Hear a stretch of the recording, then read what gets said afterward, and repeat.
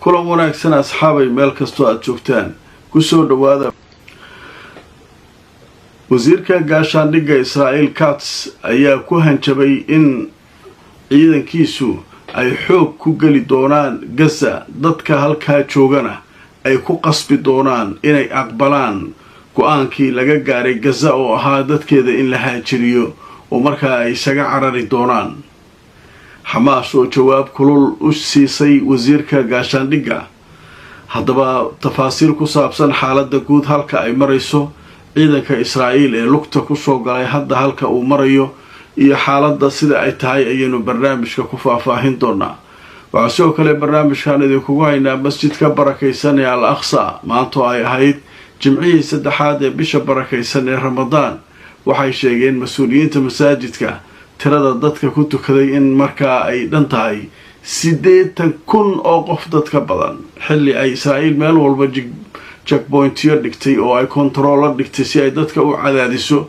haddana dadkii way ku tukadeen ayaa la leeyahay intaasoo kun oo qof ayaa ku tukatay.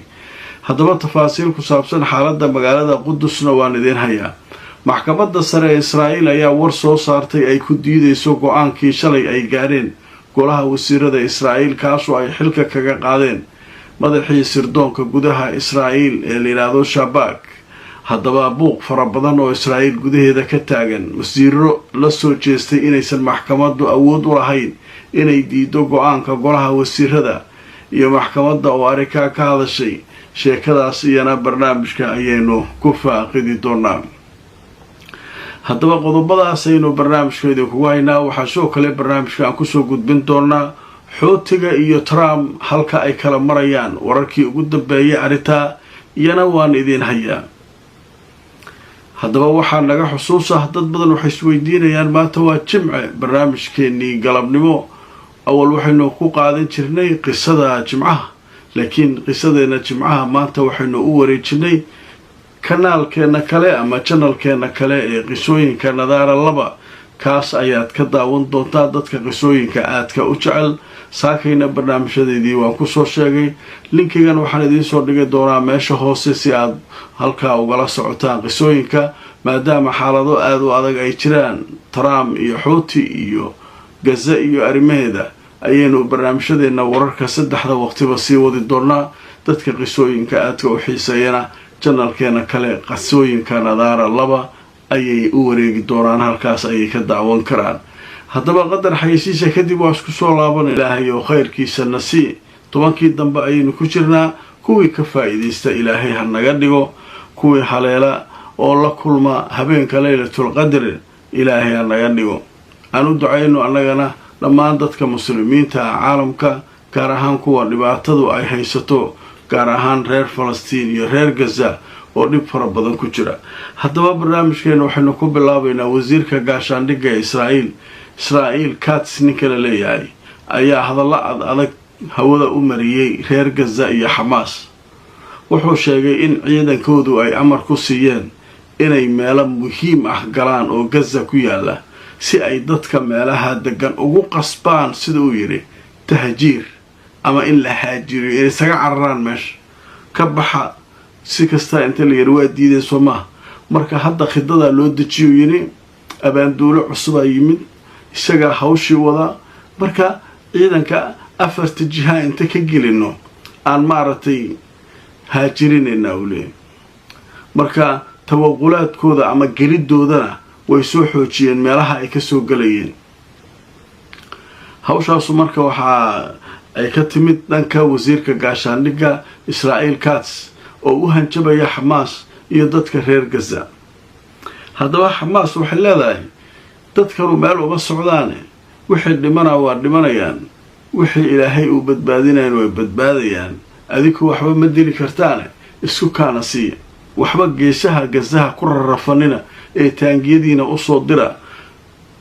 maalihii aanu isku heli jirnay waa taqaanaan ilii Al-Yaasiinkii weli ma bilaaban, weli si fiican nagta la isagama saarin, laakiin waxay leeyihiin boolo xooftadan aad meelaha ku wadaan geesaha Gaza oo anta meel duqaysaan taangiya soo gelinaysaan lama rabe.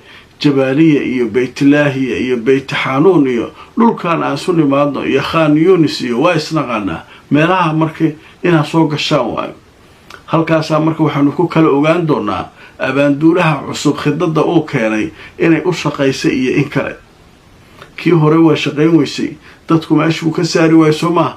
ninkan cusub iyo isaguna khidadiisa markaasaa la ogaan doonaa ilay.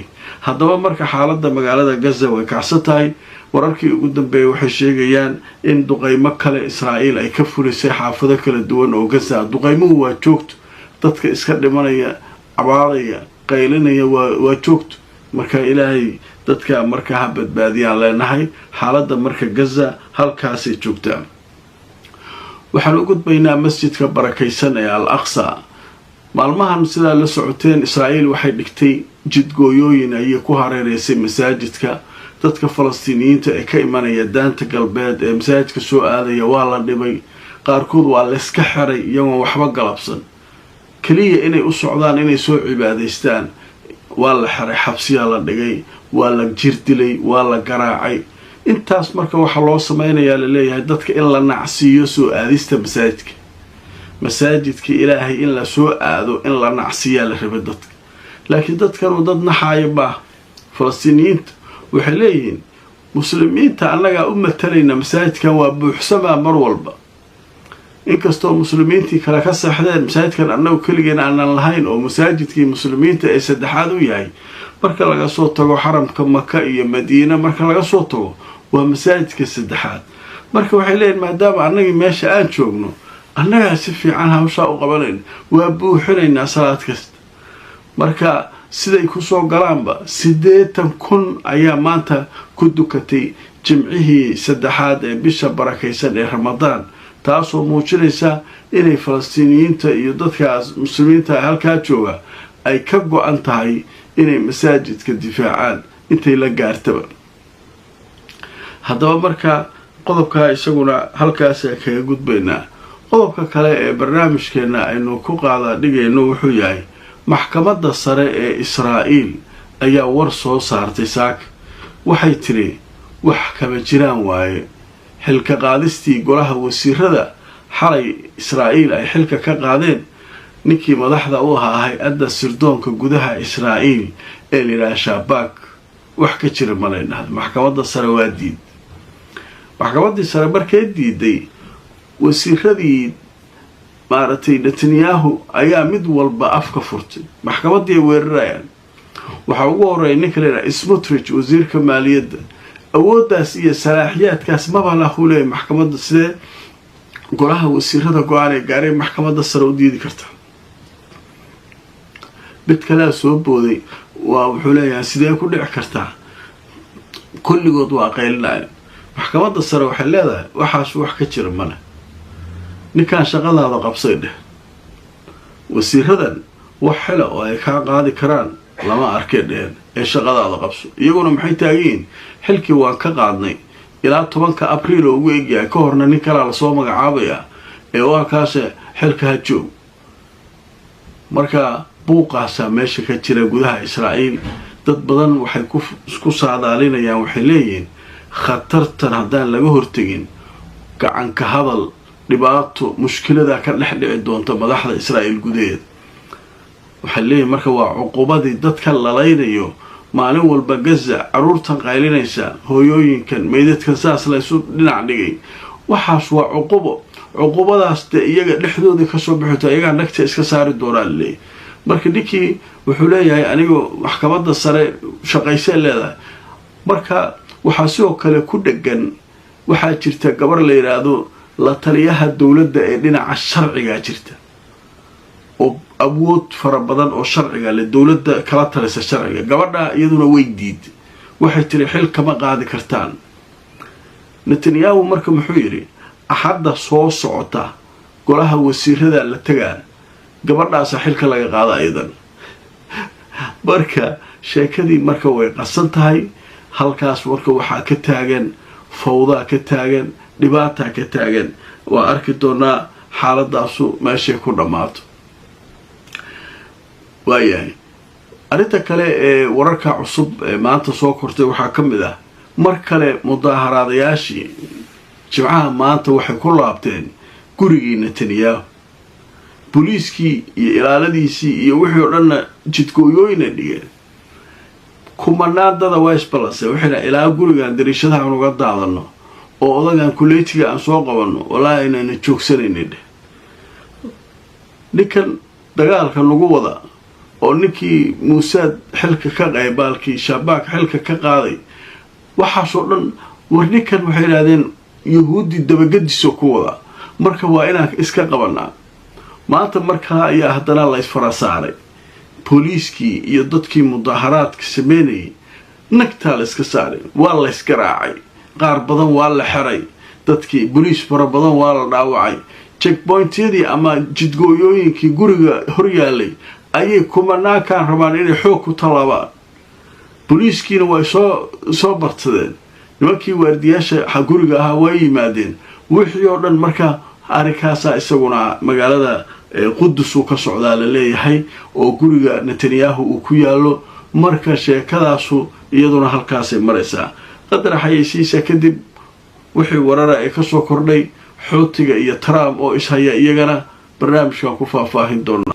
haddaba qaybtan ugu dambaysa waxaynu ku eegaynaa maxaa ka soo kordhay xiisadda iyo dagaalka u dhexeeya maraykanka iyo xuutiga haddaba maxaa dhacay saacadihii lasoo dhaafay haddaba waxaa noogu dambeysay yaxyaa sariic oo xalay sheegay 24 saac gudahood inay israa'iil weerar ku qaadeen talaabiib inay nagta ka saareen halkaasay noo maraysay maraykankuna xalay uu sheegay in iyaguna ay 2 weerar ka furiyeen maaragtay yaman oo ay meelaha xuutiyiinta ka mida ay duqeeyeen haddaba marka maxaa soo kordhay ilaa waqtigaas waxaa leeyahay wax soo kordhay male laakiin nimanka xuutiyiintu waxay leeyihiin